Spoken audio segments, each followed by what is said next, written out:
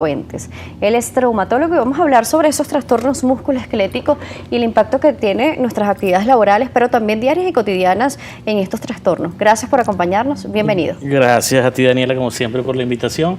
Para mí es un honor estar aquí, como siempre, contigo.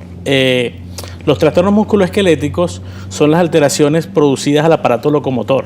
Lo primero es identificar qué elementos tiene el aparato locomotor. El aparato locomotor es lo que nos mueve, el motor que nos hace andar. A los humanos, que somos los únicos que andamos en bipedestación.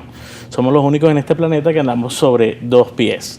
El aparato locomotor tiene elementos activos, que son los músculos, y elementos pasivos, que son las articulaciones, los huesos y los elementos que fortalecen esas articulaciones, que son los ligamentos, los tendones y todo lo que los recubre, cápsulas ligamentarias y todo. Los trastornos de ese aparato musculoesquelético, los trastornos del aparato locomotor, vienen dados principalmente, en este caso, por las actividades laborales inadecuadas, pero ahí tendríamos que identificar qué actividades laborales son de riesgo y qué no, y claro, cuál es el riesgo específico, porque podemos hablar de actividades laborales con riesgo de lesiones agudas y podemos hablar de actividades laborales con riesgo de lesiones crónicas. Vamos a hablar primero de repente de algo muy básico o sencillo para ver si esto aplica en el trastorno musculoesquelético. Al momento de sentarnos y tener un trabajo de oficina, que a veces dice, bueno, pero realmente no tienes peso o movimiento, sentarnos de repente en esta posición, estar así en la computadora, estar mucho tiempo y no pararnos, ¿podemos afectar parte de nuestro sistema musculoesquelético? Por supuesto, el trabajo sedentario, el trabajo en sedestación, es un trabajo de alto riesgo para la columna lumbar. La lumbalgia es el motivo de consulta más frecuente en el mundo después de la gripe, es decir, todos en algún momento vamos a tener algún resfriado común y todos en algún momento vamos a tener lumbalgia, por lo cual estamos todos bajo riesgo de sufrir de lumbalgia. Pero la persona que tiene un trabajo que debe estar muchísimo tiempo en sedestación, sentado, sobrecarga las articulaciones posteriores, que son las articulaciones facetarias en la columna lumbar, y esa sobrecarga produce dolor en el tiempo. Hay una recomendación que hacen los terapeutas ocupacionales, los fisioterapeutas, que es hacer pausas activas, que es el levantarse, el colocar una alarma. Esto es importante porque a veces las pausas activas, ¿cómo las hago? Lo más importante es colocar una alarma, porque el que está haciendo trabajo en sedestación, sobre todo trabajo en computadora, trabajo en redes sociales o el homework ahora que es bastante popular, el trabajar en casa sentado, mientras estás concentrado en el trabajo o en la actividad que estás realizando, esa concentración te saca del tiempo.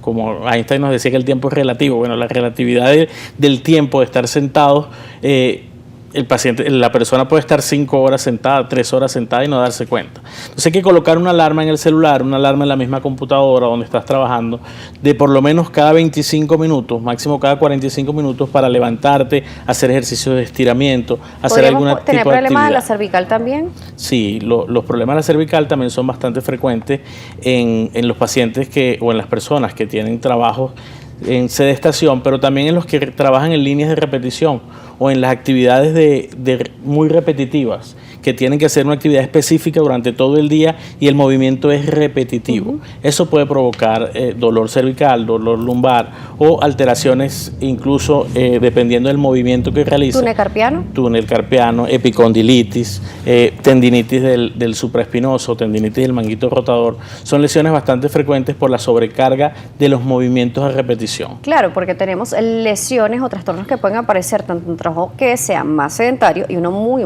activo. O sea, a veces dicen, bueno, pero es que no deberías tener ningún impacto porque simplemente estás en una oficina trabajando con un computador o de repente con algunos papeles.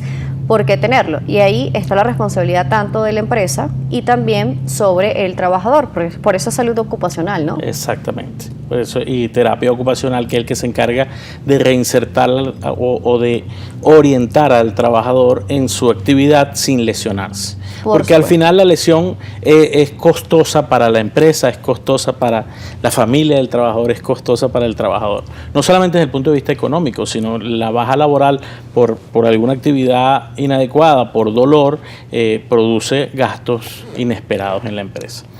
¿Cuáles son esos trastornos que nos decía que pueden ser agudos y crónicos? Vamos a identificarlos. Yo me iba con la parte sencilla porque a veces se subestima muchísimo el trabajo de oficina. Exacto. Los que tienen riesgo de lesión laboral o de trastornos musculoesqueléticos agudos son los que trabajan en actividades de riesgo. Por ejemplo, ahora el delivery anda en moto o el mototaxi, ese trabajo en motocicleta todo el día tiene los dos riesgos, riesgo agudo y riesgo crónico. El riesgo agudo es una lesión traumática. ¿Okay? Un accidente traumático puede provocar una fractura ósea es un trastorno musculoesquelético. Por eso te dije, hay lesiones agudas y crónicas en los trastornos musculoesqueléticos. Una lesión ligamentaria, que se rompa un ligamento, que se rompa un tendón muscular o un desgarre muscular agudo, es una lesión aguda y también es riesgo laboral. Si estás en una motocicleta y